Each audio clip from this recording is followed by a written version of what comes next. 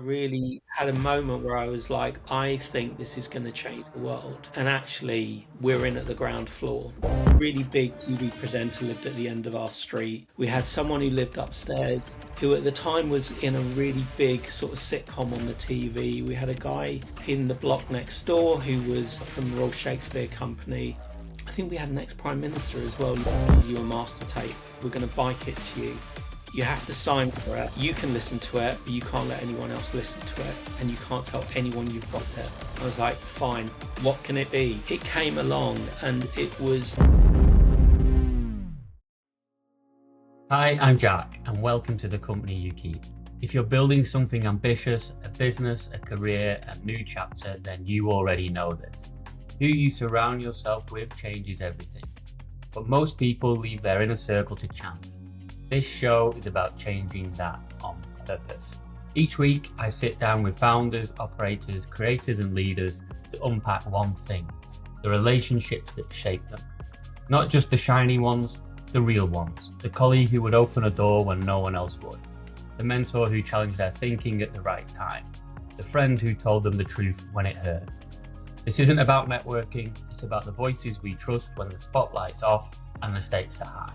Because momentum is great, but the right relationships, they make it last. If you've ever thought, I'm doing this alone, this show's for you. Let's get into it. Welcome back to The Company You Keep. Today, I'm joined by someone I've not only admired professionally, but I've had the pleasure of working with, Alex Comyn. Alex has over 2 decades of experience at the intersection of creativity, technology, and strategy. His career has taken him from Fleet Street and the music industry to shaping digital transformation for global brands like Barclays, Toyota, Lexus, Audi, and beyond.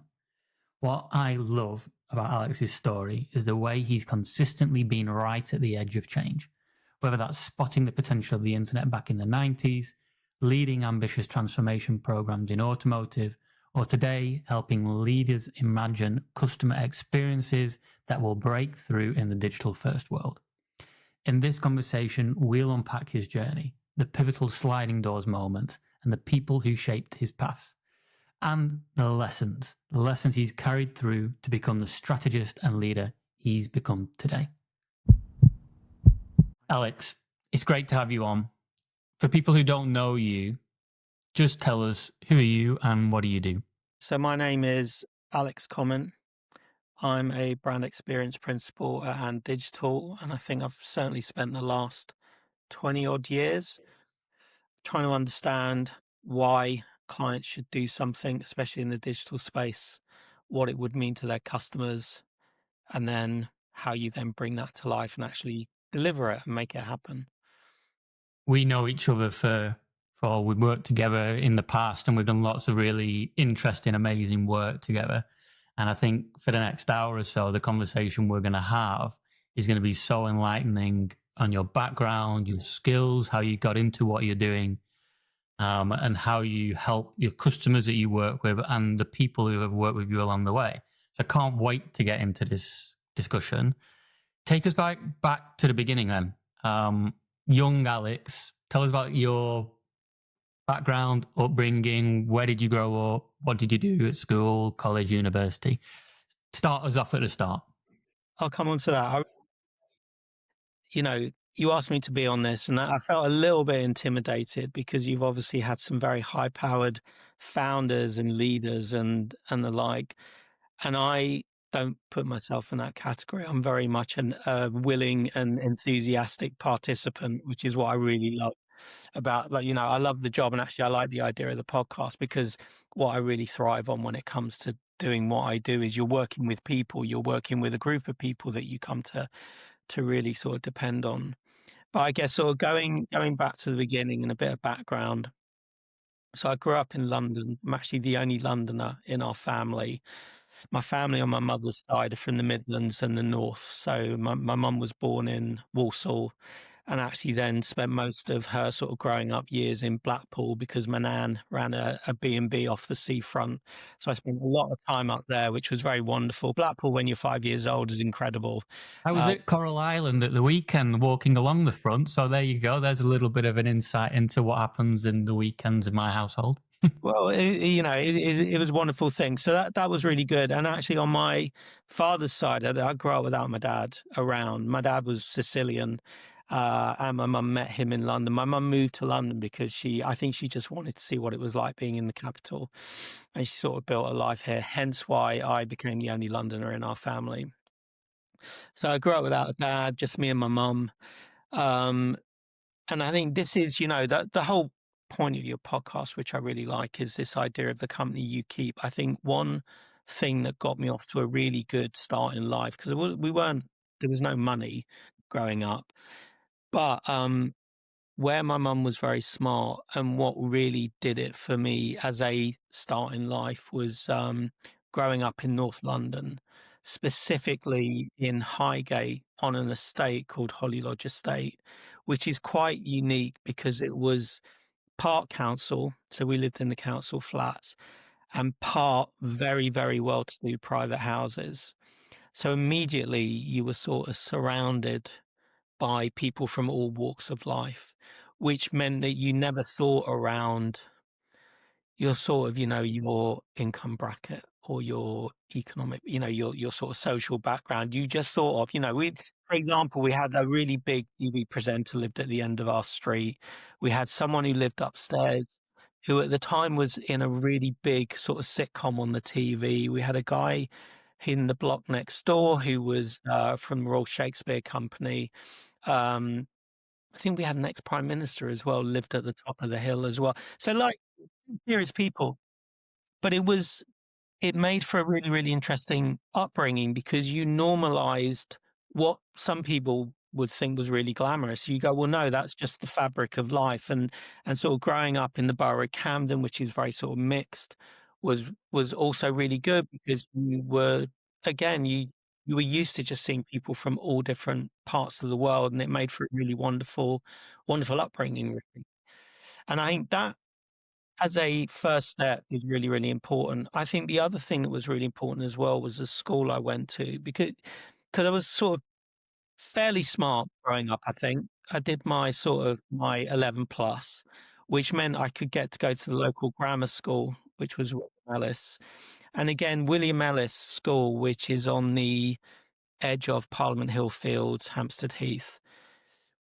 Because of where it was, its catchment area was people from Hampstead who were very well to do, the more sort of working class who were from Gospel Oak, Archway, us from Highgate. And actually, it made for an incredible melting pot. And it was quite a small school as well. I think in total, there was only about 900 kids in there. It was an all boys school as well. We only did two sports. It was rugby or cricket. And I think it was like cross country if it was raining. And it made for an upbringing again where you were mixing with people from completely different backgrounds to yourself. And actually, it just gave you that real sort of appreciation and mindset that nothing is a barrier. And that I thought was really sort of, I think it set me up really, really well. And at school, then you said you're a fairly decent student.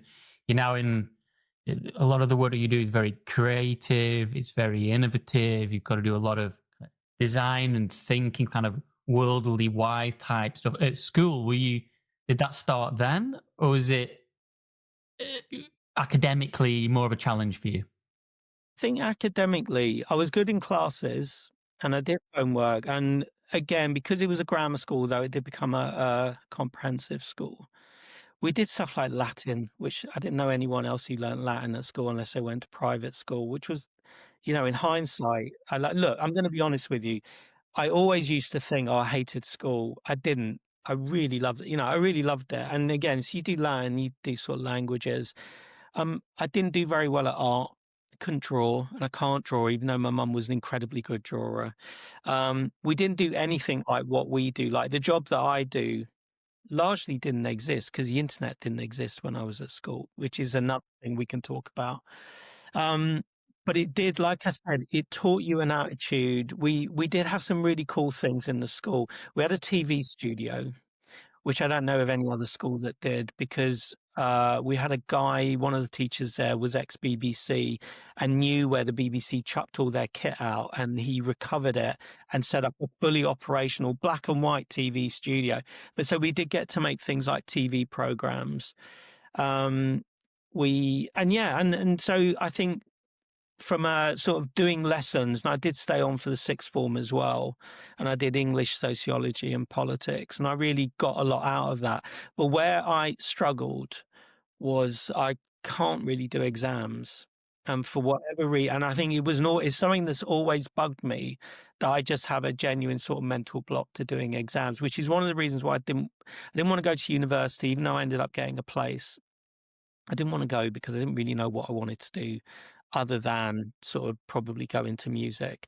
And also, I was like, why? I hate exams. I just want to get out of that and start working. And that always sort of upset me a bit. And I think it was largely because I just didn't want to do them. And because I thought there are better ways to spend your time when you're 17 than revising. Like going out, seeing bands, being in London, why would I want to spend 6 months of my life all night I was just like, "No, I'm not doing that." And that is an interesting trait I think I've always carried with me of what I do like to do, I really love to do, and what I don't wanna do, I just don't do it. Well, I think that's a life lesson for many people, right? You end up going down a path sometimes because that's what's the done thing, that's what's expected of you. And a lot of the people I talk to who are really successful, have their own businesses or senior positions in other businesses, like they're very decisive about the things that they don't want to do.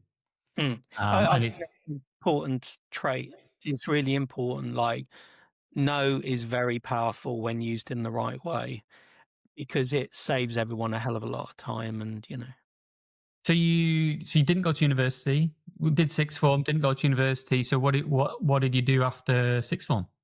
I just started working. I remember I went out, and again, I think a lot of my career, it's not, I call it luck, but it's not. I was just, again, there is a huge advantage you have by growing up in the capital. And I think that is a thing, you want to talk about disadvantage. Being in London is a massive advantage, and that can cut across any sort of educational sort of barriers or economic barriers, like I said. But I just signed up. I went down to Fleet Street and signed up with an employment agency. And you would sit there on a Monday morning and they would go, oh, like my first job was actually building offices, like interior in Fleet Street. And literally, I was really, believe it or not, very skinny and not very strong, and trying to carry these massive hunks of plasterboard upstairs and put up sort of walls and screw them down, all of that. And I did that for, I think it was about a month. And I was like, oh, this is really weird.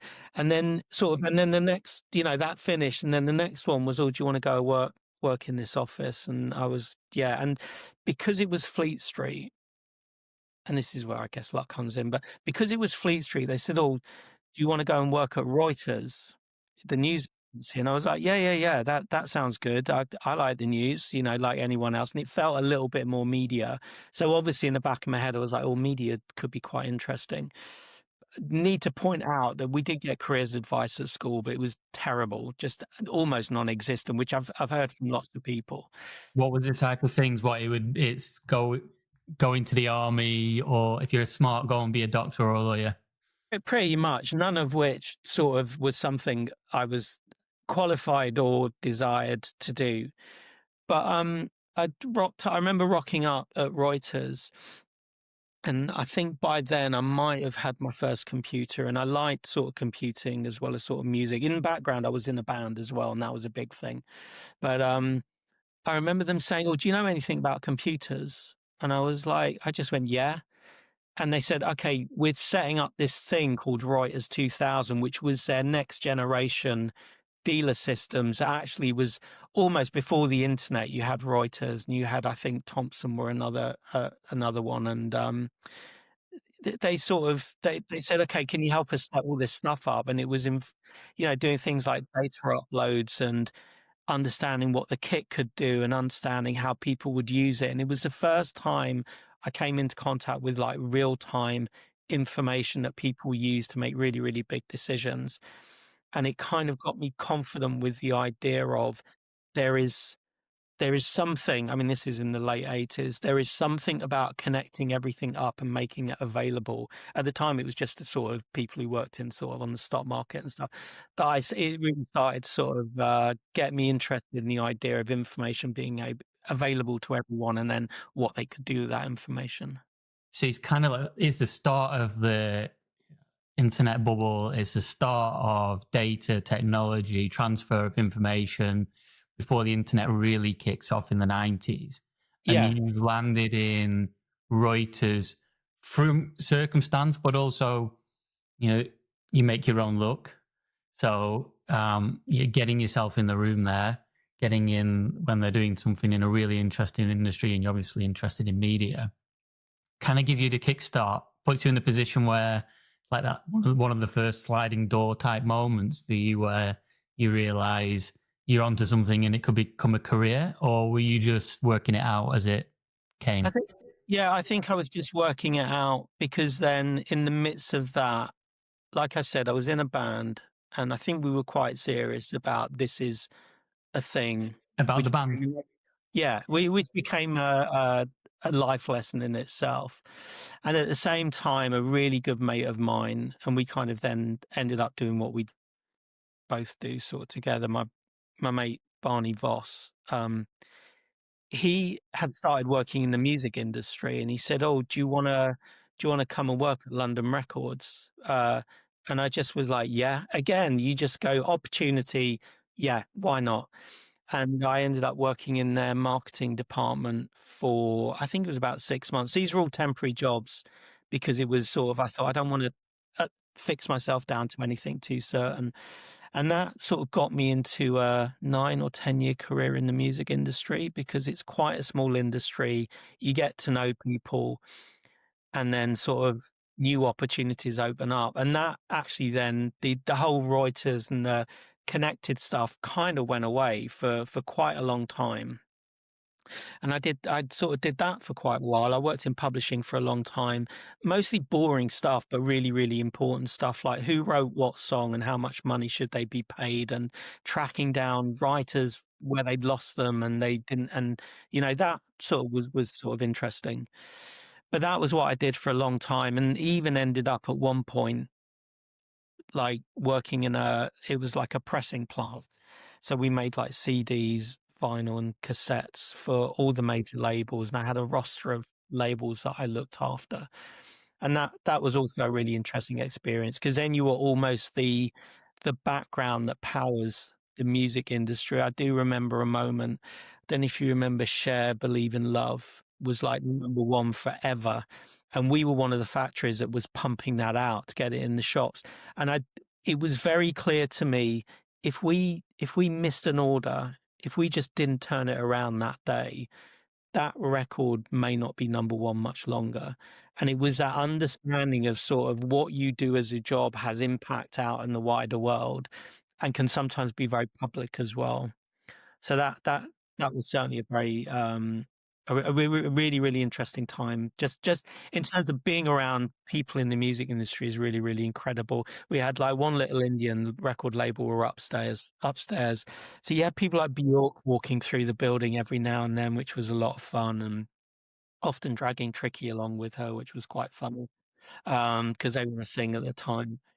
And even weird things. I'll tell you my one story. My favorite thing that happened to me when I was doing that, and I made lots of really, really lifelong friends in that.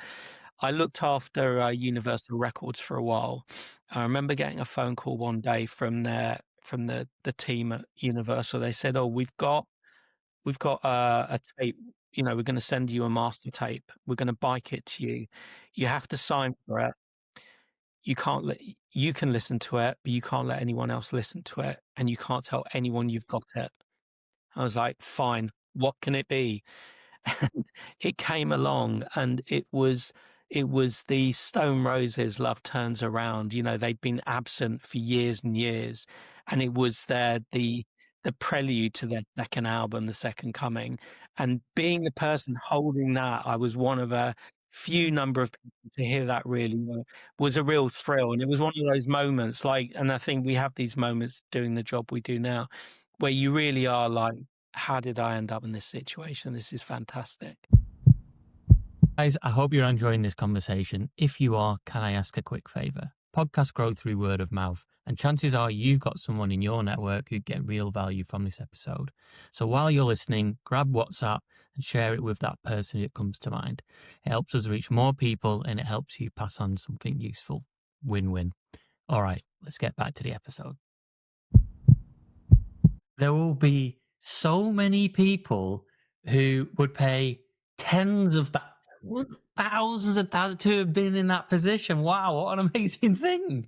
It was, I mean, but it's about the trust thing, right? You build up trust because these things are very, very valuable, and you know, it, yeah, it's a trust thing, but then it was the payoff, for crappy salary was you get to hear the Stone Roses first single in 5 or 6 years before anyone else. And that was a lot of fun. I remember of course, I said to my mates, "Do you want to come in and listen to it?" And we all sat in there, and it was so different to what they'd done on their first album. And you're thinking, everyone going, "Oh, sounds like Led Zeppelin."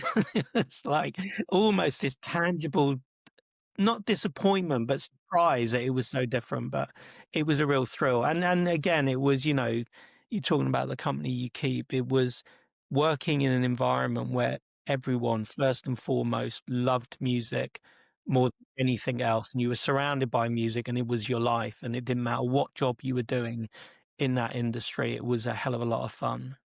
So it's a really interesting transition for the kind of second bit of your career then. So you're in this, mixing pot of London, like cultural heartbeat, Fleet Street with all the newspapers and history there.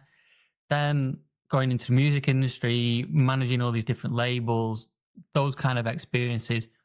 At some point then, do things start changing towards more of a technology and brand? And how does that even start to happen now that you look back on it? I think I'll tell you, there was a very specific moment. So this by now was around 1998, I think. And we had like the internet was there, it was around, and that was fine. We'd started doing interactive CDs. So you would buy a single and it might have a video on it. And I was getting more and more involved with the studio we had that used to produce that interactive content. So I started sort of getting into that. And then I was sort of sent to Cannes for the Media Festival, which was the interactive festival that had just started up, and to go over and sort of network with people and sort of sell our services as a pressing plant. So I went over there, and this, I think, was a absolutely, you talk about pivotal moments. This for me was a pivotal moment because up until then, you'd sort of see the internet in the office. Few people had it on their desktops, but not everyone had it. And it was largely like dodgy websites they'd be looking at and giggling and what have you. And you're like, okay, fine. But I went to media and it's a massive floor filled with companies that were doing things like, I remember seeing a CMS system for the first time and them talking about, you can upload content in real time and change it. And I saw people experimenting with real time 3D collaborative workspaces so that people in different parts of the world could then like design a car together and all of that. And I think when I saw it in that context and I sort of saw this is a technology. It was that moment where I suddenly thought, this internet thing isn't about websites. This is more foundational. And kind of saw, I always said it was my first bit of strategy was seeing the internet properly in that space, seeing the different things that people were doing with it, the way that they were experimenting with it, not just on PCs, but on TVs and stuff like that. And I really had a moment where I was like, I think this is going to change the world. And actually, we're in at the ground floor. This is an opportunity to actually get in on something before it's really taken off. And actually, when I say change the world, I thought I'd tell you one industry that's going to get absolutely change will be the music industry, and I just don't think they understand that because we're talking about the end of the 90s. I think the 90s were the most successful decade that the music industry ever had, full stop. And, I remember coming back and it was the first time I really thought you need to start thinking about what your next move is because you've had this moment and you need to act on it. And I was very much on my own. This is the thing, this is something I had to decide for myself because the music thing, like in terms of being in a band, that wasn't going to happen. And I was like, you've got to start thinking about what is it that could get you really excited. I'd seen this thing happen. I remember coming back and I thought, you know what, I'm going to make the leap. And I just rang up, I looked up to see who's recruiting for digital agencies. And I rang up one and they said, yeah, yeah, we're recruiting because we haven't got any people. They put me in touch with this agency called Modem Media. And I interviewed there. I interviewed with a guy called Glenn White, who ran their production team. And because I'd worked in a pressing plant, I knew how to get stuff done. So I knew how to get artwork and a master tape and then get it out the door as a product that could then be bought by people. And I said, well, I know how to get things done. I know how to get things from raw parts to an end product. And he went, okay, well, we need like project managers. So it sounds like you're a project manager. And I joined him as a producer and I met with Maria Link, who then became my boss, and Tim Sexton, who was the MD there. And I mention these people because they were very, very crucial to me actually then getting into the industry. One, they took a punt on me, they trusted me. And actually at Modem Media, I was there for about, I think it was 2 or 3 years.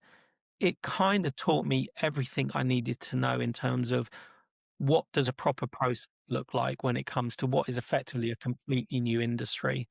And being there, like I remember being there a few months in, and I remember sort of people were talking about the latest data was saying that global e-commerce sales had hit $3 million. And wasn't that incredible that people were spending $3 million on the internet? And when you think about now, it's like trillions and trillions. I just thought this is going to go somewhere. And I remember resigning from the music industry. I remember resigning from my job, and they were all going, "You're mad. Why would you want to leave this? We're so successful. We're doing so well. The internet's a fad." And I was like, it's quite rare you have that complete conviction. And I was like, no, this is going to happen. I know it's going to happen. And it took quite a while, it took a while for the internet to really become what it is, which is the fabric of the world now. But it was just the right moment to jump, and actually then joining an agency that was already thinking about how do we scale this out. Yeah, and so I guess the people that you mentioned there, Glenn, Maria, Tim, they're right at the front of the queue when it comes to people who had agencies, people who are thinking about technology. You think about now about we've often talked about the digital skills gap. Well, back then, nobody had the skills. It's an entirely new thing, and we're now 30 years ahead of time, and there's still a huge gap in terms of the skills needed to deal with the new digital age. Well, back then, anybody who wanted to get involved, I imagine there's opportunity, but you still have to put yourself in the position for the opportunity to find you and then go after it, which is what you did in a, well, some people would say risky. Your old colleagues said risky, what are you doing? But you kind of had the foresight, I guess, to see this is going to change the whole world. I think so. I remember what was great about Modem. They really were brilliant. Like they were brilliant, absolutely brilliant in terms of the quality of people that worked there, the quality of leadership. They'd really started with, like I said, what is the process? How do we have a process that's robust enough so that the boring stuff that really matters, like statements of work, scope documents, costings, were really done incredibly well. It'll be the first time you kind of starting to get into like the commercials of statements of work and Totally, yeah. Yeah, yeah. and actually then when I went on to another place, I mean, we could talk about that afterwards, where they didn't have any of that, you suddenly realized what you'd learned and how that actually placed you in a much better place. But even when we were there, because it was such an early industry, it was a really amazing time for experimentation. Like I remember doing things like, and again, I was just a project manager, so I wasn't coming up with these ideas, but working with really talented teams. but we did things like, FT FT.com was an account of ours, and we were doing, like, real-time banners that streamed headlines straight into the banner. Um, I did work on Citibank, so the world's first internet credit card, which I thought was hilarious. But no one had thought of how you could use a credit card on the internet, and Citibank were the and we were building that for them.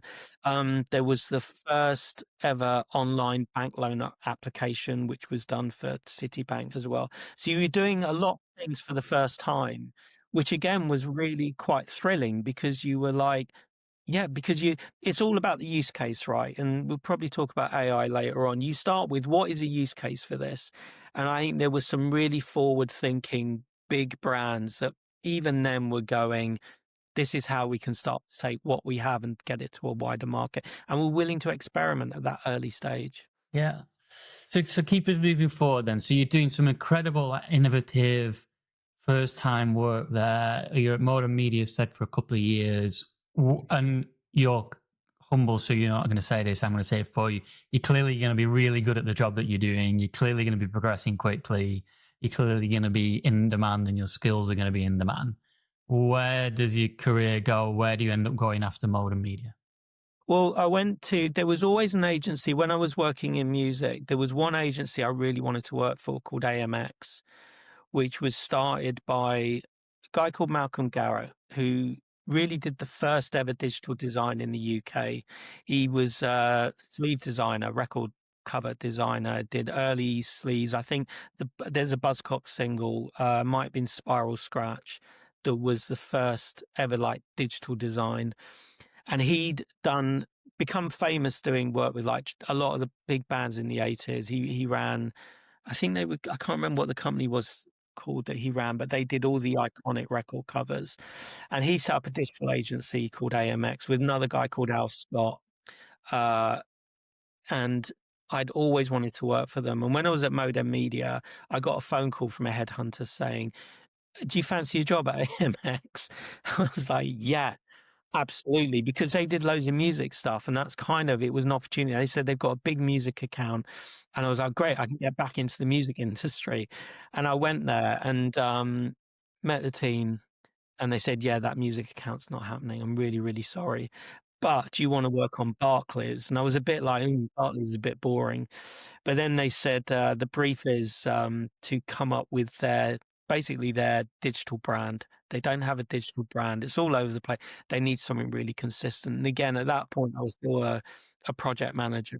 But then I was working with brilliant creatives. So I met someone who became a long time sort of creative partner called Maxine Gregson, working with her to really start to crack open how does a brand like Barclays behave online and how do you bring that to life? And more importantly, then how do you document it so that people can start to use it? And what was always interesting about Barclays, as you work with them, they're a really fascinating organization, was they'd always invested in their own skills and they had their own digital studio. So they were way ahead of the curve when it came to things like user testing, building their own products, as well as sort of working with agencies like us to sort of come up with the look and feel. What is it then about people like Maxine, and you say you learn from her, and now you? What is it about people like that that means that they're able to create a way for a brand to articulate what they do that cuts through everything else? What is it in them that is it skills? Is it just like inherent eye for it? You know, in this, a lot of people won't really understand like how that creative industry works, and think, how do people come up with the ideas in the first place? So what is it about people like you and Maxine that can just get it? I think there's a few things. The first one is having really great clients that almost give you permission and want you to succeed. We had a brilliant client, Philip Davis, who's now at Siegel and Gale. At the time, he was head of brand, and he had a really, really clear vision for what the Barclays brand should be, and then worked with us in terms of how we then bring that to life digitally. And the other one was putting it in front of customers and doing that user. I'd never done user testing before, and actually putting stuff in front of a customer and having them go, I don't understand it.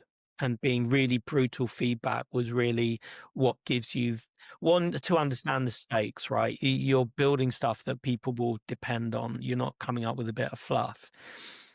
I think that was that is the key is, and this is where as I got into strategy, starting with the customer and that customer being both the end user, but also actually your customer, which is the client, is the most crucial starting point, I think. And so this is where you're really starting to think about like executive strategy, company strategy, brand strategy, working with CXO type level people. How are you finding your way?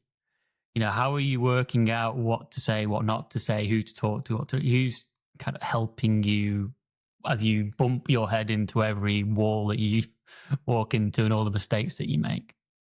I think it was AMX turned into Arnold Interactive that then became AI through various mergers and stuff. We were part of Havas. We'd sort of shrunk as a business and we ended up being about 25 people in the end. And to be honest, I think looking back on my career, for me, an agency that's 25 people strong, I've always found my favorite type of agency because you are a true collective of people. You depend on each other to make the right decisions.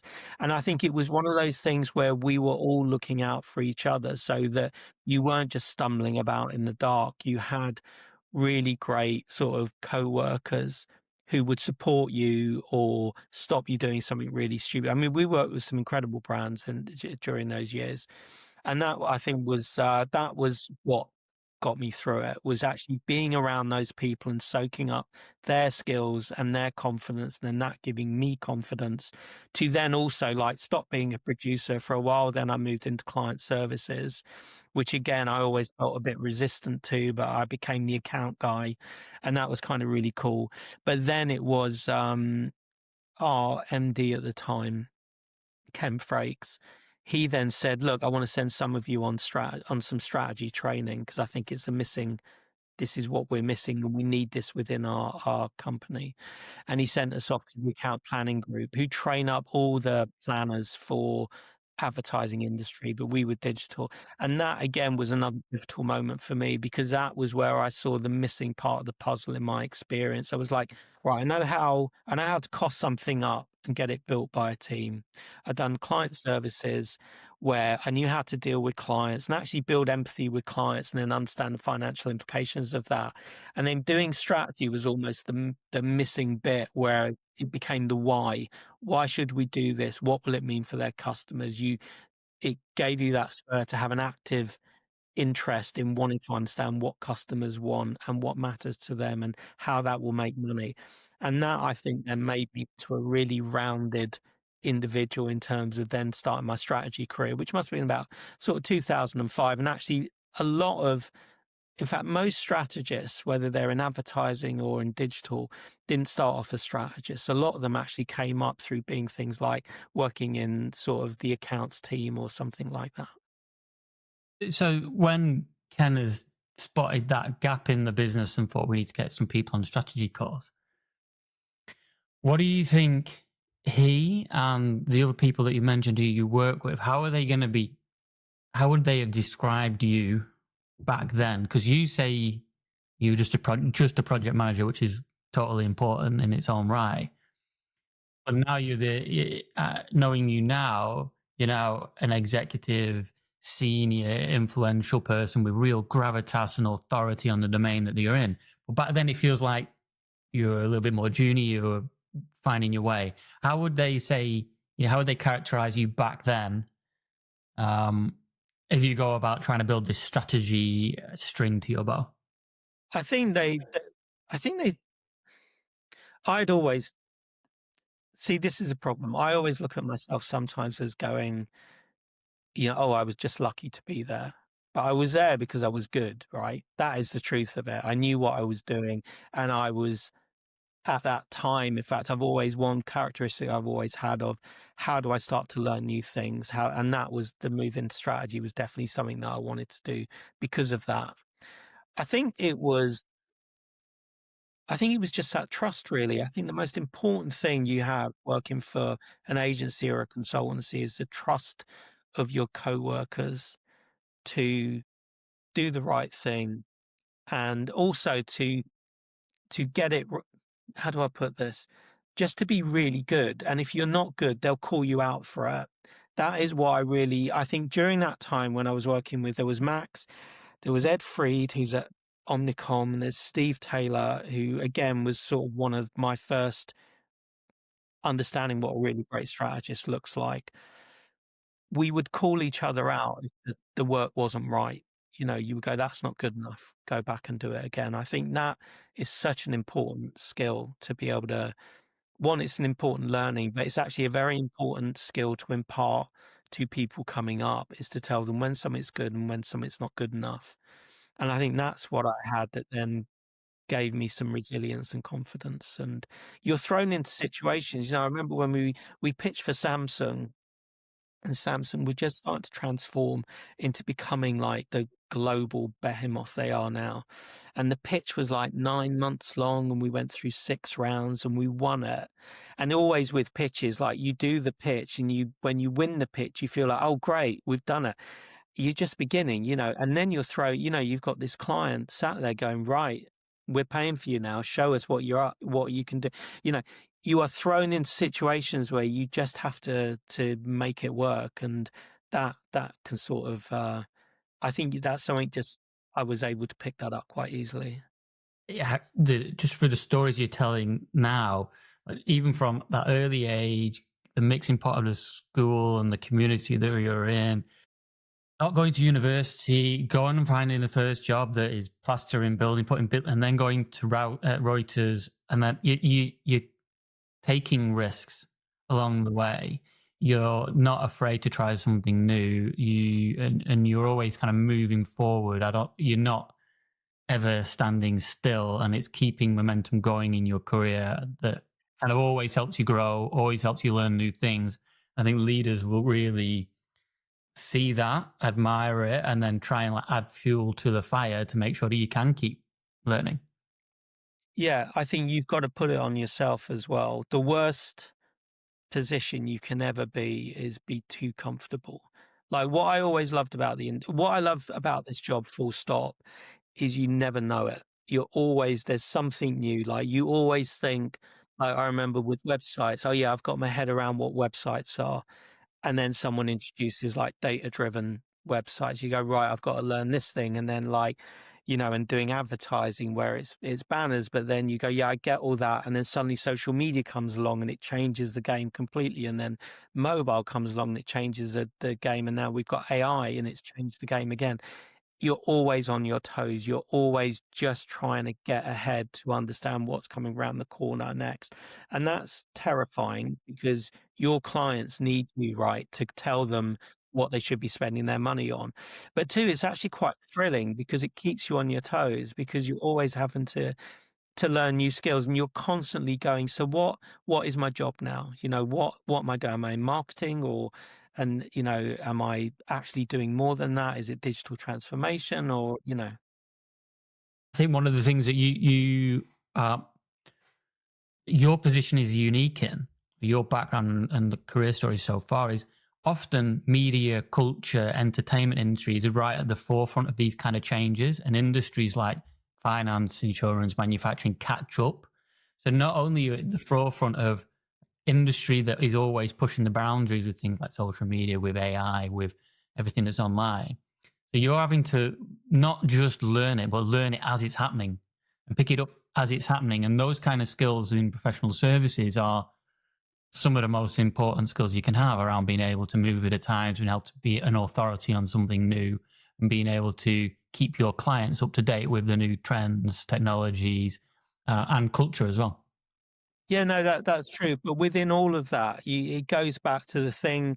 Like I've never worked client side. I've never wanted to. I work at agencies. One, because you are working with a variety of different clients with different challenges that again get your brain going into different directions. But the most important things, if you're a client, you have a product to sell. But what agencies and consultancies have is people.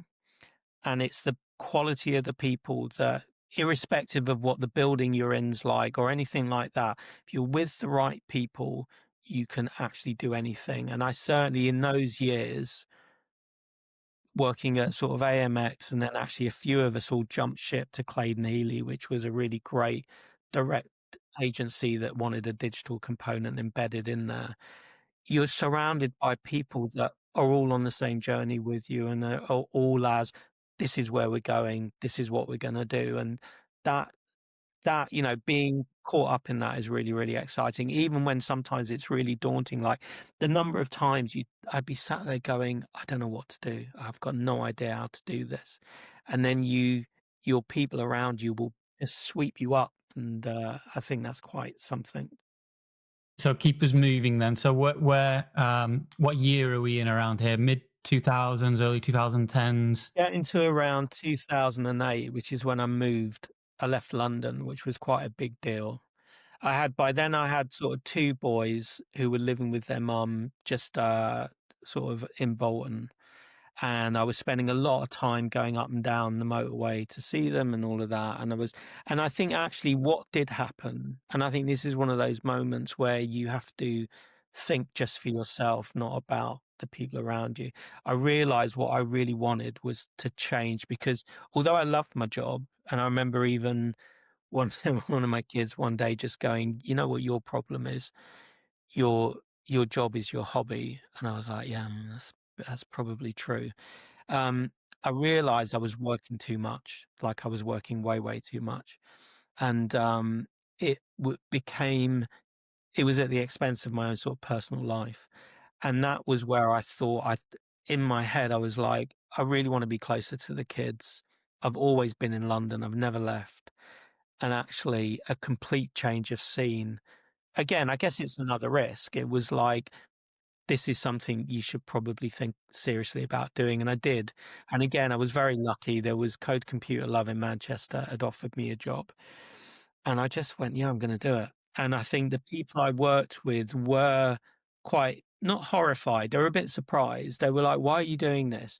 And I remember, bear in mind, my mum is from the north, and I remember saying to my mum, like, "Mum, I'm gonna move up north." And she just went, "Why?" I would be having the complete opposite Yeah. conversation. Yeah, and I was like, "Okay, fine, you're not on board." But for me, it was the right thing to do because I wanted to experience probably a bit more work-life balance, which I thought I'd get by moving out of London, but wasn't the case. But two, just to be exposed to a completely new set of people, different companies. And that was a real game changer because I think moving up north, one, I was close to my kids. That was really, really important to me. But two, that was where I started at code, but then I remember I got asked if I wanted to meet with Amaze. And that for me was like a real game changer in my career because up until that point, I've been doing largely sort of marketing style work, brand work in digital. Amaze were quite well known, especially in Manchester, but they'd been through a really, really rough patch and were doing really well. And I even remember at Code, we pitched against them and for a client. And I remember the client had said to us that their pitch was woeful, the work was awful. And I was really quite surprised because they were sort of a name that had been floating around in digital for a while. But I got asked if I wanted to meet them. I wasn't getting everything I wanted out of Code, even though I loved the sort of the people there and sort of Tony, Louis, and Winnie who founded it were I thought were incredible. And I met with Rick Curtis, who was their head of strategy. And it was one of those moments where I was like, I don't think Amaze have been a great agency to date, but if they've got people like him, I want in. Because he was like, we're sort of really trying to just get Amaze out of the hole it's been, and they've been through a really rough time with the former MD and everything. And we're building a team to do that. And he just sold me on that first meeting. He was just very like, this is the type of work we want to do. And they were very, very ambitious in terms of the clients that they were working with already, Toyota and Lexus, and Toyota became my life while I was there, but also the type of work they really wanted to start pushing into. And the other thing I really liked about them is they actually had a really big strategy team. And digital agencies with big strategy teams at the time were really quite rare. And I think there was about 10 people in their strategy team at the time, which was really quite something. And then I remember interviewing with him and I was like, yeah, you know what? I think I want to do this. And then I went back again, and this is where I met our mutual friend, Wendy Stonefield. And I remember she sort of rocked up for the second interview with Nat Cross, who can be very stern if you don't know them, and were really eyeing me up, like, "What have you got that we need?" It was very much like that. But I got through that, and by then I really wanted to do it. I was like, "I really want this job." And they offered it to me, which was great. And I remember coming back from my interview back to code, and I'd actually pulled an all-nighter to do my final deck. So I got back to the office at code saying, "Oh, I've been to the doctors." And I remember a mate of mine, Ross Maudsley, who's now creative director at Skyscanner, and this is where you go, and I got on really well with him. You go, he gave me extra confidence in my decision. He said, "Where have you been?" And I just went, "Oh, I've just been up the road to Amaze. They've just offered me a job, and I start in a month." And he just went, "Oh, yeah, so do I." And he'd already been doing the same thing, and knowing that he was going there as well, I was like, "This is gonna be good." I was really excited. What is it about those people? You mentioned Rick, you mentioned Wendy. What is it about them from a character perspective do you think that you're drawn to? I think I think it was, they were very ambitious in terms of taking on the world. Like, what I always struck me about Amaze when I joined is, why does not everyone in the world know about this agency? Because they work with massive brands and do really, really big work. That was always something. So their ambition was really intoxicating, and they believed in the power of team to actually deliver that thinking. There was never one person who was like, right, we're doing it this way, which is what I think they'd experienced with their previous management. And that was what really drew me to it, was the level of autonomy. I mean, I've always had a lot of autonomy in what I've done, but a real level of autonomy. Like, when I joined, I think the first client I worked on, apart from Bridgestone, was Coca-Cola, and I was told, "Oh, Coca-Cola's Nat's favorite account, so don't mess it up." But and I thought she'd want to be sort of looking over my shoulder, and she just left me to it, and that I really respected. She was like, "I trust you, get on with it," and that was kind of really good. And the other thing about Maze as well, they were a very international organization. I spent more time in abroad working with Amaze than I probably did at home, because their clients were all around the world. And that, again, was quite a new dimension to work with clients from other countries, starting with Bridgestone for the first sort of 4 or 5 months, and then moving on to Toyota and then later Lexus. That was something that I found really inspirational, because you get to start to meet not just people from other countries, but clients from other countries with different business conditions, whose sort of needs can vary depending on what's happening in their part of the world. And as a strategist, your brain kind of starts to encompass that in terms of its thinking. What do you so you're learning new stuff all the way here again, aren't you? Like new company, new type of industry, or new geography as well. You're from an individual perspective, you're growing because you're learning new stuff. You're learning from new people. What do you think changed in your, or what are the kind of really important things that you learned at your time at Amaze that's have helped you really keep moving your career forward? Were there one or two, three things that you kind of take away from that time and you think that these are the things that I really were able to hone over the period of time while you were there? I think quality of thinking, they really upped the ante, and that was really good to be around, like thinking about and questioning, how do we go about coming up with the ideas that we do. Like, one of the things that was really good that we were all involved with as a group, sort of as a strategy team, was we'd always done the whole thing where you do your research, right? You come up with an insight, you do a proposition, and then you're straight into build. And Rick was like, we don't allow enough time in the middle to actually, once we've started to come up with a proposition or a hypothesis, to really play with that. And he came up with this thing called the original thinking playbook. And that was a real game changer in terms of really starting to be in a culture that got you to think about different ways to come up with ideas, not just insights, because insights are really important, but it's knowing, are they the right insight? And are you just then following a pattern to then deliver it? Or are you actually thinking, well, what if we look at it from this perspective or this perspective? And he really put us through our paces on that. So as a culture, strategy was sort of embedded within the business, and that was really, really exciting. And what's your role then at Amaze? Because project management, project delivery, client services. So you've gone to Amaze. What kind of role are you playing there? Team leadership, chief, or like where? What? No, a world, and yeah. So I was strategy director for a long time. I was there for 7 years. It was a really long time. So I was strategy director, really, really good. Like, just had a great time. I was taking more and more responsibility in the Manchester office where I was primarily based, even though you would flick between the different offices. Um, so I almost then ended up having a small sub team that I worked, people that I worked really closely with. And when I was working on Toyota, I think because Toyota was such a big thing, like here you are, right? This is how good Amaze were. Like, I remember at Amaze, we'd never really done e-commerce before.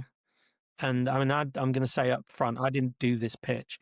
So they thought, I'll tell you what, our first e-commerce project is we're going to pitch for ASICs who want to go global with an e-commerce platform and sell direct to the customer for the first time.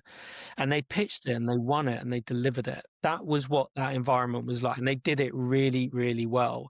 So that's what you're dealing with. And a lot of my life at hand was with Toyota. And there was something similar that happened where there was, in terms of the people I worked with, there was me, there was Liz Deverell Smith, who's now at the Hut Group, who was another strategy director I worked really closely with, Jim Pearson, creative director, and there was Sally Deer, who was our client service lead with the client, and a brilliant client, Karen Peters, who's still at Toyota now, Toyota Europe. We'd always done their websites, right? And we'd done some incredible work for them on their websites and really changed the game in terms of what an automotive website should do and how it should be presented to the client. And we were getting ready to do the next version of the website. And we all got together and we were like, actually, there was Tunde Cockshott as well. I can't forget him because he was a creative strategist and really crucial to all of this. We became a really, really tight team, and we were going, right, what do we do for the next version of the website? What direction do we take it in? And as a group, we went, why are we thinking about the next version of the website when actually the way people buy cars has fundamentally changed? The way that they discover brands, the research they do online, how they make decisions about what they want, the dynamics of when they walk into a dealership has completely changed. And no automotive brand has really tackled that.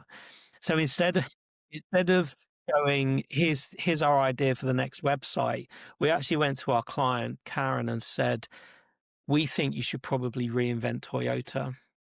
And she was like, okay, this is interesting. And we sort of gave her our pitch. And she said, all right, could you present this to my boss? So we went up the chain to a guy called, I think he was called Augustin Martin. And so we presented it to him. We think you should probably reinvent Toyota for the modern age. Okay, this is interesting. Can you present it to my, and that was the VP of Toyota Europe. They oversee 44 markets. And I remember me and Sally going in, and because it's a VP and it's Toyota, you don't do presentations. It was one bit of paper. We had this one bit of paper we held up. We were saying, this is what you need to do and why. And I think we were in the room with him for about 20 minutes, and he was like, so you're telling me an industry I've worked in for the last 20 years, which hasn't changed one jot, may I add, is fundamentally going to change in the next few years? And we were like, yeah. And he went, okay. And then we walked out the room. I remember we walked out of the room and we're like this, we're just looking straight ahead. And we're like, me and Sally aren't saying anything to each other. So we got out into the car park and then we started giggling because our client, Karen, went, I think we might have just done it. We might have landed it as a project. And it was, and that became the next, I think, 5 years of working on Toyota was really trying to fundamentally organize 44 markets. And Amazed we're doing the same thing with Lexus. around a bigger idea of, like, with Lexus, it was around what is luxury at scale, and with Toyota, it was how do we make it easier for people to do business with us and make that effort enjoyable. And it was a real mind shift. It actually was the bit where we realized our job had changed, where we weren't doing marketing anymore. We were like, Jesus, this is like digital transformation, and we've never done that before. And it was an incredible journey. It was absolutely probably the biggest shift in my mindset. And it was because of those people around me that normalized thinking bigger and really punching above your weight. And it was incredible. Hi, guys. After enjoying this episode, please subscribe to the podcast. It really helps us in ways you wouldn't believe in getting new founders, leaders, and operators on the show and share even more of the relationship playbooks that shape success. So if you're enjoying this episode, make sure you're subscribed. It really does make a difference. Back to the show. You just answered. So I was going to ask, what is it about? What are the skills that you have and those people have that are able to really open the doors, work with all these amazing clients?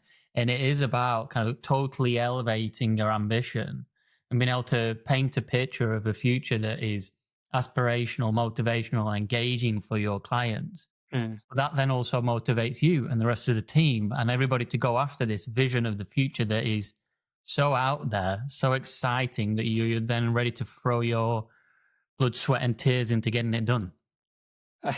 And career as well, because it could have gone wrong. But I think it was a degree of not bravado. It was knowing, again, it goes back. If you're a strategist, you start with where are customers, and customers were like down there, and everyone else was sort of here. So there was a degree of knowing, well, this is what should be done. We knew it could be a bit of a differentiator because no one was really, certainly in automotive, was really trying to tackle this. I should add, it's a problem they're still trying to solve now, but that's probably another podcast, to be frank. But I think it was also understanding what does it take to change mindset in a really, really complex organization, and and bringing those people on board. And it is really multi-layered because there's the nice stuff that you really want to do, which is like, what's the proposition and what does it look like and how do you bring it to life?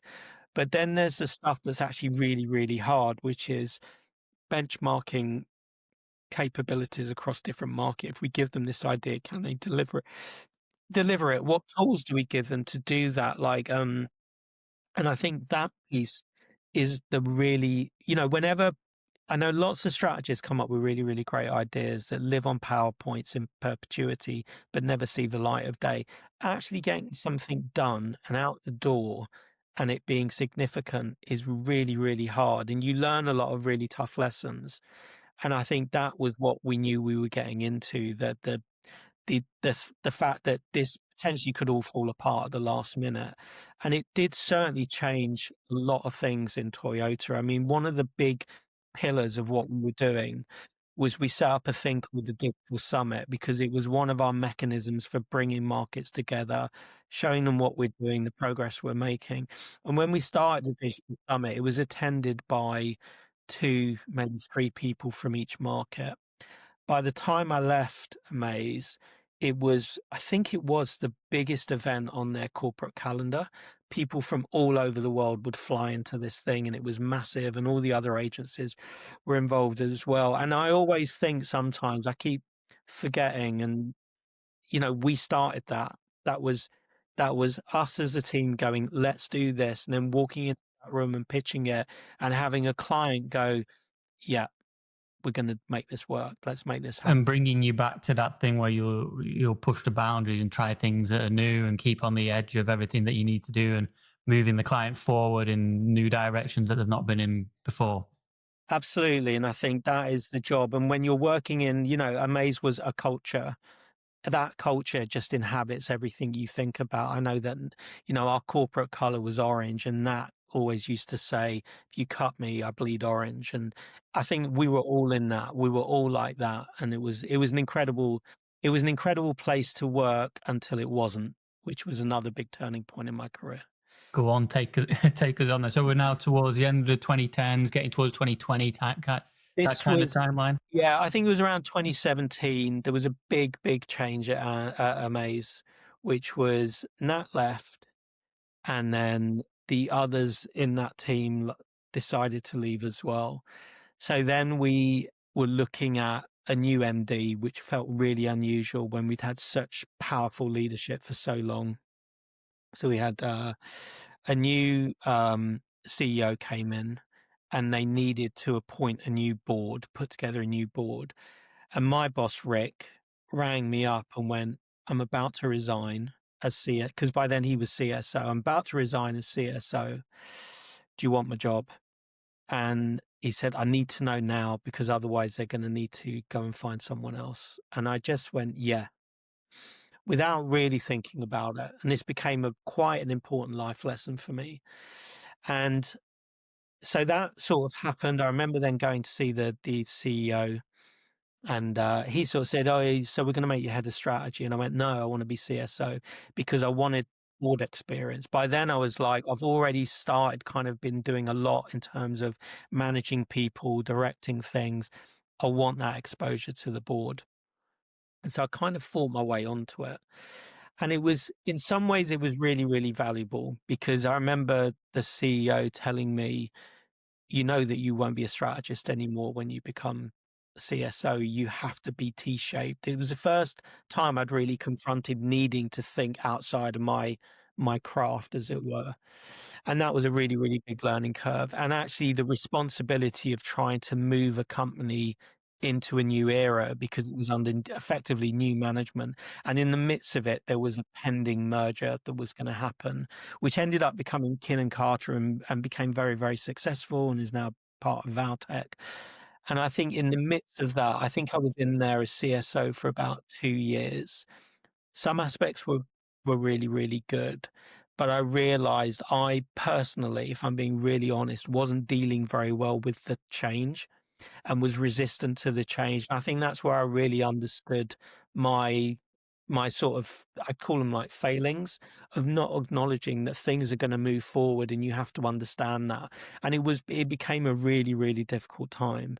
And I think it was one of those learning experiences where you are a bit like, am I just I'm becoming too emotional about this now. And I think it was because I was hankering after the old days when actually we were already moving in a particular direction. And two, I think coming to the conclusion that I might be part of the problem. And that was a really, really interesting time because I realized I was starting to not be as effective as a board member. I was also not really getting to grips with what the company really needed to do, which was the stuff like utilization and making sure our profit margins were where they needed to be. And that was actually really, really tough. That was, I think, the first time in my career I'd really hit a bit of a brick wall. And then to the point where there was by then a new was she CEO or might be an MD, said, look, I want you to focus just on looking after clients and we're going to bring in someone else to take over your role at CSO.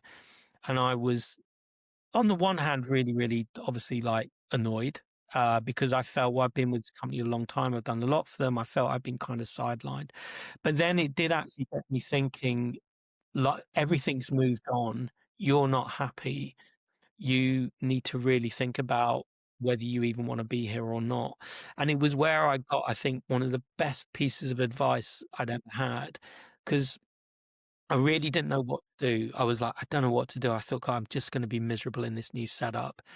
And there's a guy called Paul Angeli who's a headhunter that I've known for years, and we occasionally meet up for a coffee or we'll have a call. Really, really good guy, very, very smart. A lot of people know him. And, this whole thing about, the company you keep, I remember talking to him about it. And he gave me the best piece of advice I've ever had, which was a piece of advice I didn't actually know I needed. And he just said, look, not being funny, Alex, you're no good to anyone right now. You've got yourself in a right pickle. You're really upset. Why don't you just resign? And to resign without a job to go to, given I'd always worked since I left school, I'd never had a break ever. Felt really weird. I was like, it felt like the nuclear option, but I realized he was right. And him saying that gave me such confidence to know this is your chance to sort of get your destiny into your own hands, because you're not happy where you are. They're not happy with you. That is only going to get worse. If you leave, have a bit of a reset. You're going to be much, much better. This is 2018 by then. And so that's what I did. I remember ringing up the CEO and going, or the MD and going, I've had a think, I don't want to take this new role. I'm going to leave instead. And, and it was one of the decisions I ever made. And I did have some sort of money, so I had some time to, sort of you have gardening leave and that.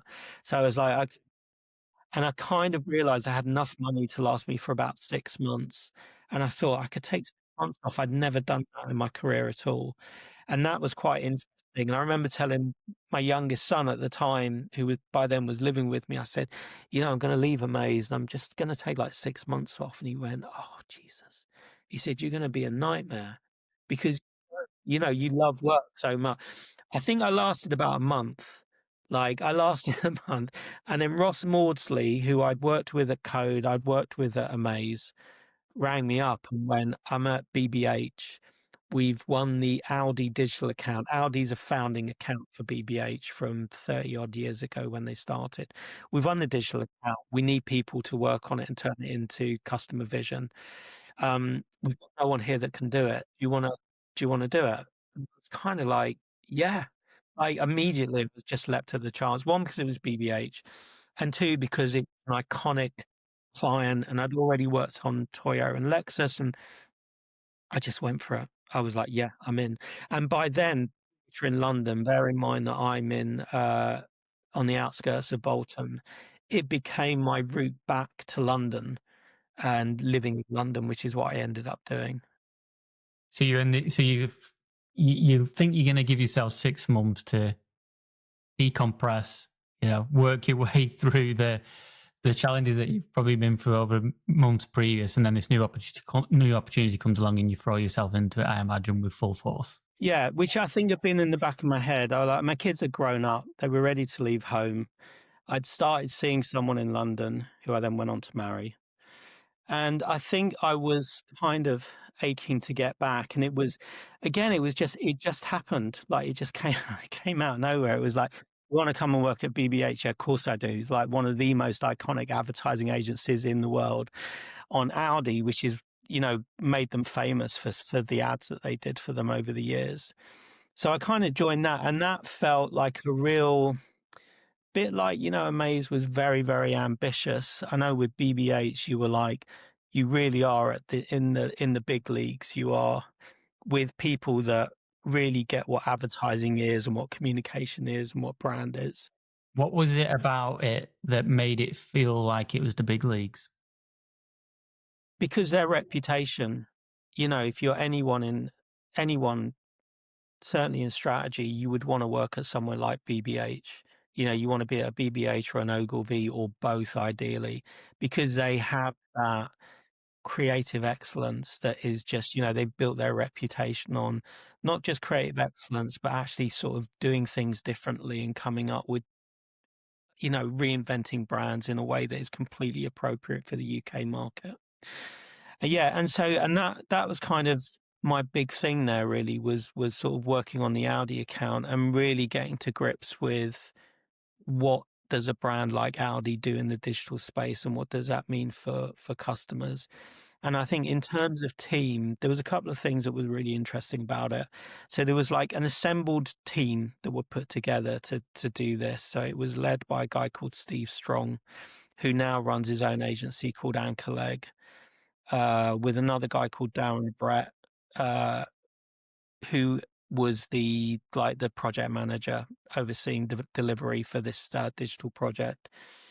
And it was where I started working. So I'd sort of jumping back a bit, I'd worked really closely. I mentioned Maxine Gregson before, and I'd worked with her really closely as like a real partner in crime. And I think much as I loved all my time at Amaze and everything, I never really had that close working relationship with a creative to then start to bring ideas to life really, really quickly.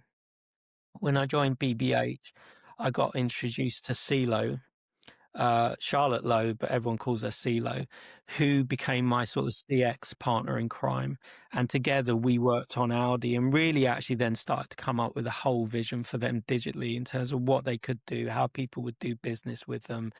And what was really cool as well is we got to work at the time, the CMO at Audi UK was a guy called Benjamin Braun, who's now the European CMO of Samsung, a real kind of almost I'd call him a titan in the brand world, someone that just thinks totally different. And again, that relationship with a client is so crucial to the success of the project. And he gave us permission to just go for it in terms of the level of thinking we wanted to do, the ideas that we wanted to push out. And that I think was sort of something that is really crucial because the other thing, is being around someone like that. It does, and being in a culture like BBH, again, it almost changes the physical makeup of your brain in terms of what you should expect of yourself and what you should expect of others and how you can also have fun doing it at the same time. And where it came into crux was then Audi, not UK, because our client was Audi UK, and they had an amazing team at BBH that managed that, one of the best run sort of client service teams I've ever come across in my life. But what was really interesting about it was Audi Global, their procurement team, as it's always a procurement team, decided to put the Audi account out to pitch. And so this is an account that had founded BBH. They've been with them for 36 years. And in the midst of what was going to become a really big sales season, procurement in Germany decided they were going to put the thing out to pitch. So all of a sudden, we were having a pitch for the founding account of Audi, and me and CeeLo got put onto the pitch team, and we were like, you feel the weight of expectation come down on you, like you like, Jesus, this is serious. We can't we can't get this wrong. But what was really refreshing about it, I've worked on pitches before. I mentioned earlier the Samsung pitch. It was a great pitch, but it was a real grind, right? It was a lot of pressure. We've got to win this, lots and lots of late nights, all that. What I learned at BBH working on the Audi pitch, we were given a third of it. Me and CeeLo had to come up with the future of Audi. What I realized was actually, for one, it was one of my favorite pitches I've ever worked on. And instead of there being an intense pressure of we can't lose this account, it was we're going to create an environment where you can do your best work. And that where you really saw that, like the BBH kick in. And it was incredible. Like, I've never felt so well supported on a pitch where you were just given the space to come up with ideas, play around with them, help piece it together with everyone. Like, it was a massive pitch team. And that was something that was really, really quite something. And again, we all were feeling the pressure. I remember rehearsing over the weekend, and I remember like CeeLo, who I worked with and has become a really close friend. I remember she's always like very, very professional. I remember we were rehearsing our pitch lines and everything. And I just remember her suddenly go, "Oh my God, I can't do it. I can't." And being really surprised. But it showed just how much we were all mindful of, if we lose this, we this is quite a big deal. We have to win it. But we had the backing of the business of everything you've come up with. We're going to put that in front of the client because we think that's what's going to win it. And we won it, which is kind of really cool. Even though I dare say, actually, I've got a feeling the winning was probably in the whole procurement conversations that went on for months and months and months. But it showed me a real example of the importance of agency culture in really inspiring the individuals to want to just be fantastic. Well, it's the age-old rising tide lifts all boats, Yeah, and the people around you are the single biggest factor that impact your success and a company's success. And you can have the best products, you can have the best service, you can have the best technology, but ultimately it's the people that you're working with, the people that you're working for, and the relationships that you build with them. It gives you the space to be creative. It gives you the space to do amazing things. It gives you the space to kind of move the needle from a 6 out of 10 where you're doing okay, but just motoring along to a 9, 10 out of 10 where you're flying and you're beating the industry and you're ahead of everybody else in the game. I think also it taught me about knowing when something's not good enough and being brave enough to go, right, that's not good enough. We've got to do it better. And that's kind of really good. It also taught me a lot more. Like, I've always been quite a good storyteller, I think. And I've always been told, oh, yeah, you know how to do a pitch because you know how to put together a story. But it really taught me a lot about storytelling, like in terms of how that deck was put together, the actual presentation itself. And Ben Shaw was head of strategy and was brilliant at this, where we went from about, I think there must have been about 10 insight slides down to one, because it was that constant just cut. Do we need that? Cut it out. Do we need that? Cut it out. And that was a really, really valuable lesson as well. It was that sense of knowing how much do you actually need to tell them what you're trying to do.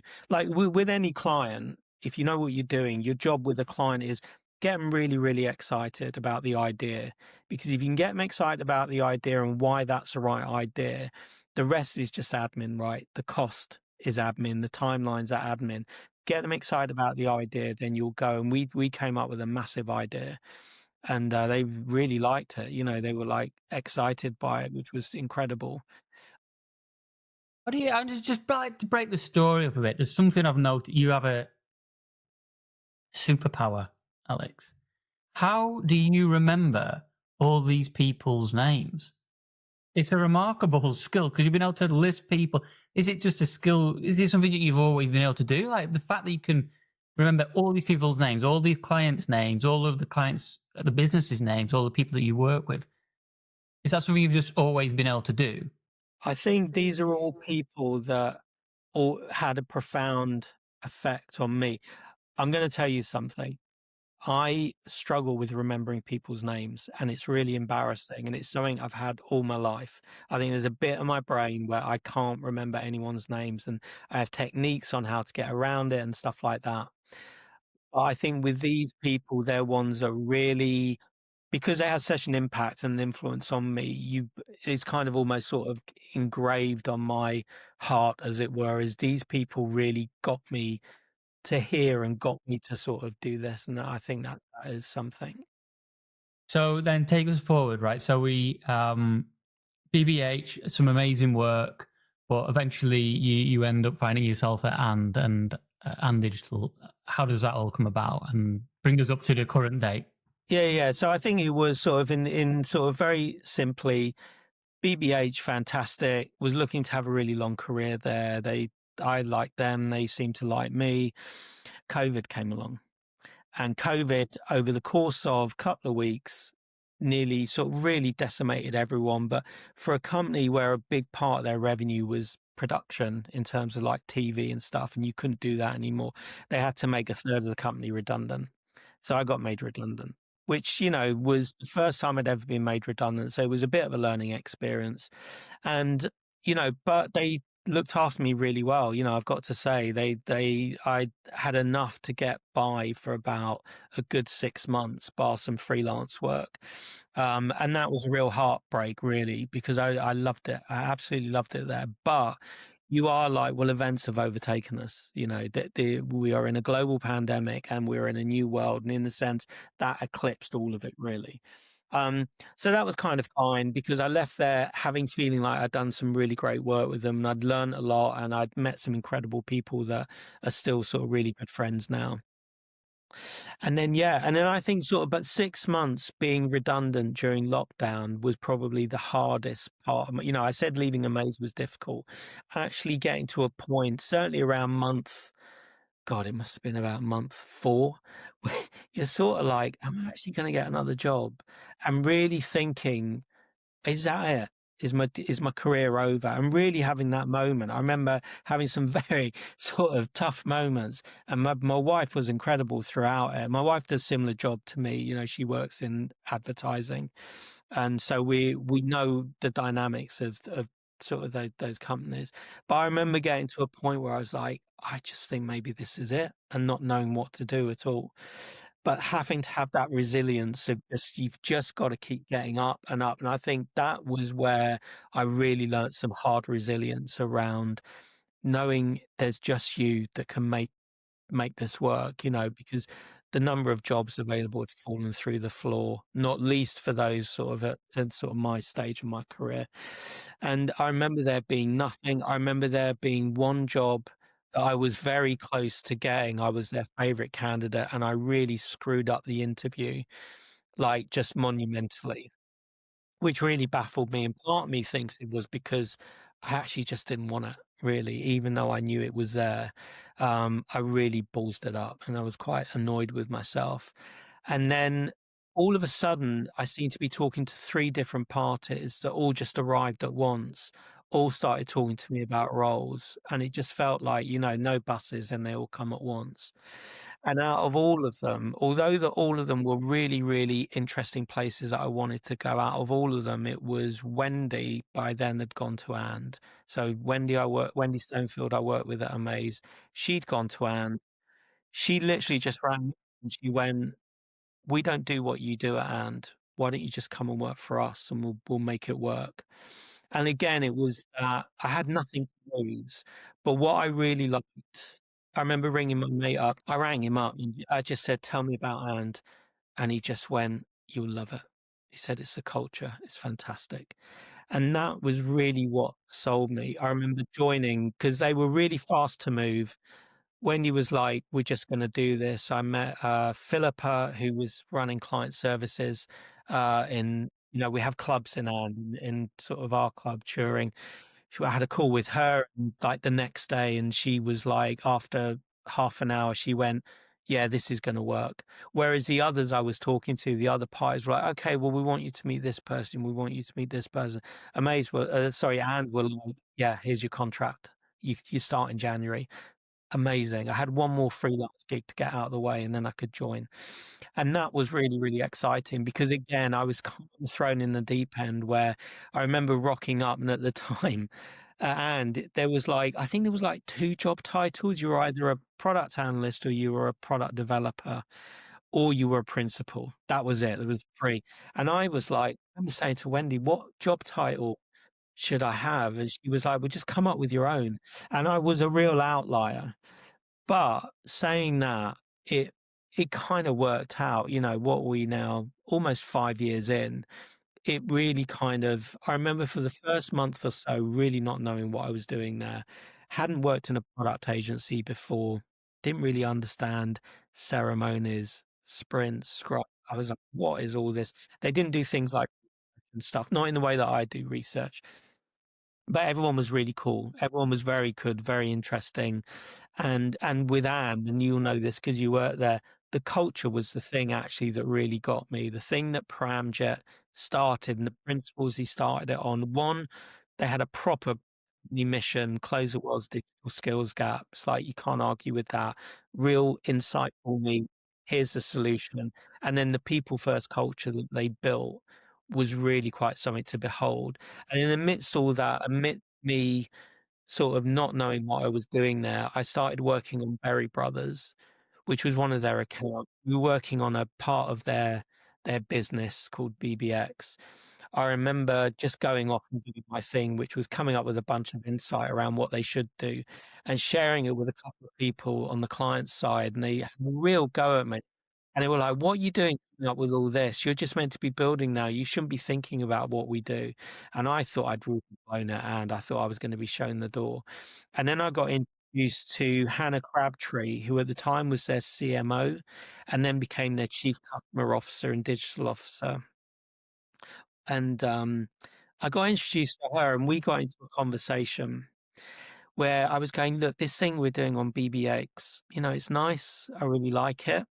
But what about all the other pieces of the puzzle? Like, how do people discover Berry Brothers? How do they understand why you're so different? If no one knows, Berry Brothers and Rudd are the wine merchants to the royal family. They are, if you collect wine, you would tend to start with them. They're like world renowned, a proper heritage luxury brand. Anyway, I'm talking to Hannah about this, and she said, "Yeah, I'm in agreement with you. And we together wrote the first brief that I did as a brand experience brief at And, which then got that practice up and running, which was really, really exciting because we did that, um, and it worked. You know, we gave them a really great piece of work. I remember over the course of it, I ended up interviewing around 60 wine collectors from all different parts of their sort of customer base, from people that just spend a small amount every month to some that's millions. And I remember presenting it to the board, to the chairwoman, and at the end of it, he said, "You know, we've never talked to our customers this much in depth before." And realizing that I'd done that was really quite something. And again, I think, you know, you talk about the company we keep. This was where I felt it was Wendy was really, really crucial because she just kept me going, and this will be worth it.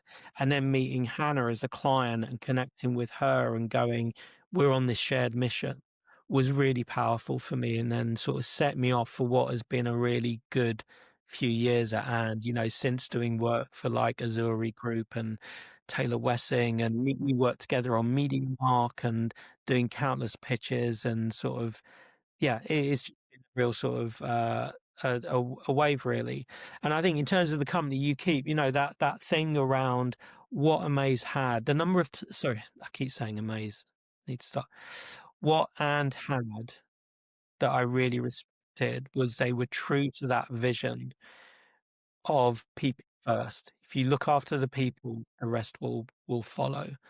And I think that sort of brings me up to sort of where I am today, where I think it's, you know, if I think back, I was making a list earlier.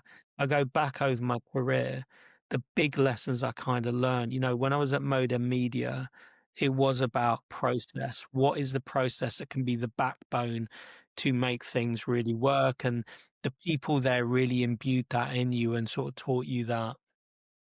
And then I think sort of when I was at AMX and Clayton Healy, it was really understanding the craft of being a strategist and being in an environment where they were willing to do sort of really brave work, exciting work. At Amaze, it was about ambition. It was really being in a culture that taught you be ambitious, you know, be punch above your weight, go for broke, incredibly exciting. Yeah. BBH was around creative excellence and actually really understanding what machine do you need to really look after clients where they are true partners and you hold on to those relationships forever. And was really about culture, really understanding what builds a really, really great culture. And I'd seen that once when we were at Amaze, we had a sister company called Solstice out in Chicago, and we'd been out to see them, and it was run by Jay Schwan, who ended up being the CEO of Kin and Carter. And he'd really nailed it in terms of culture at Solstice. They just knew how to look after people, celebrate people, and made a ton of money because of that. And I found that again, that really was like, you've nailed it. And it was an incredible thing to sort of witness.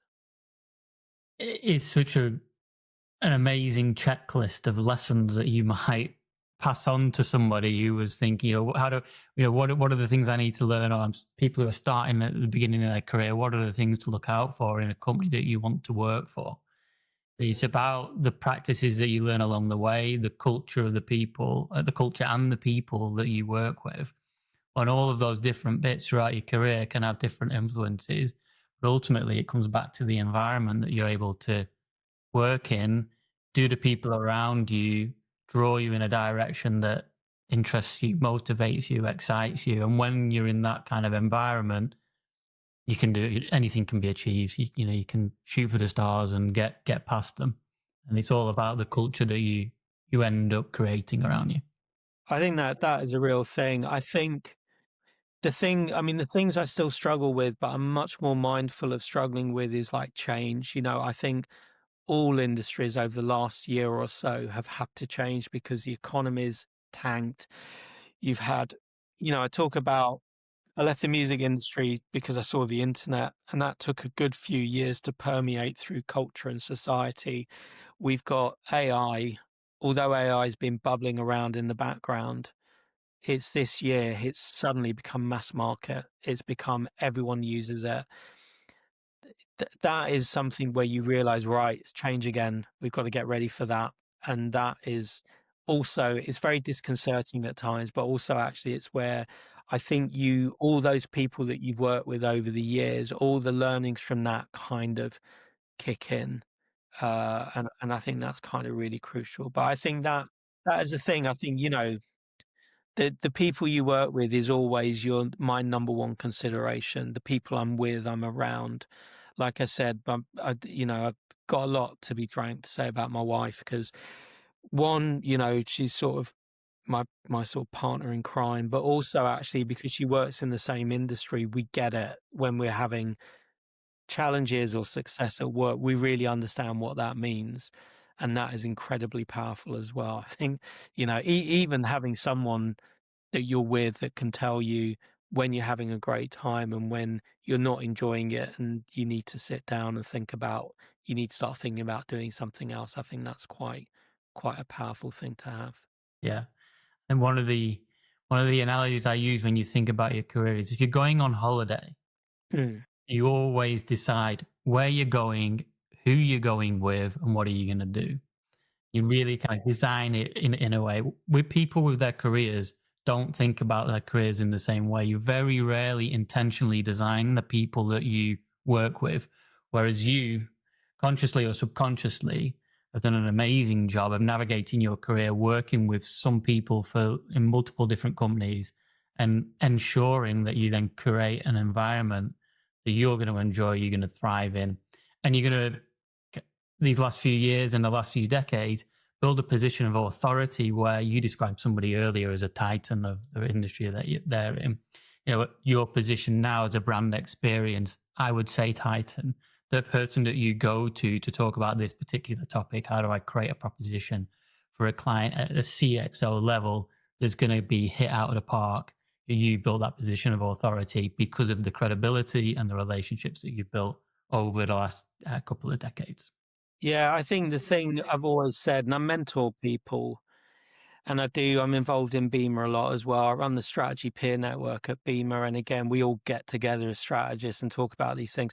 For me, one of the big lessons over my life, and this is something I do sort of say to my kids as well, and anyone I mentor, is your career isn't something that happens to you. I think your career is something you want to take control of and make decisions. And I think it is the people you always start with, you know, would I want to be working at midnight with these people on a pitch that we've got to deliver tomorrow morning? Like, how would I feel about being in a room with them under that pressure? And often when you win pitches, it's not always because of the work. I've certainly think of some pitches that I've won in the past where the client's gone, yeah, the work was all right, but we actually really like you as people. That I think is with all the change happening in the industry, and like I said, the permeation of things like AI, we are essentially and will always will be a people driven business. All industries are people driven business ultimately. And that's your capital. And that's what is really important, that you are going to fit with those people. And I think that's kind of really crucial. But I do think when I look back, talking about it now, and I look back on it, I have been really, really fortunate to just be involved in so much and sort of long may long may it continue, whether that and I'm sure at the future I'll go somewhere else, but I've always worked with incredibly good people or just been around really great people like yourself or Zoe Kelleher, who runs our club now, Josh, who ran it before that. I've always lucked out when it comes to just meeting cool people. I've got to give a shout out to one person that actually is really crucial. When I moved up north and I moved into my house in Bolton and I met my next door neighbor, a guy called Jason Kingston.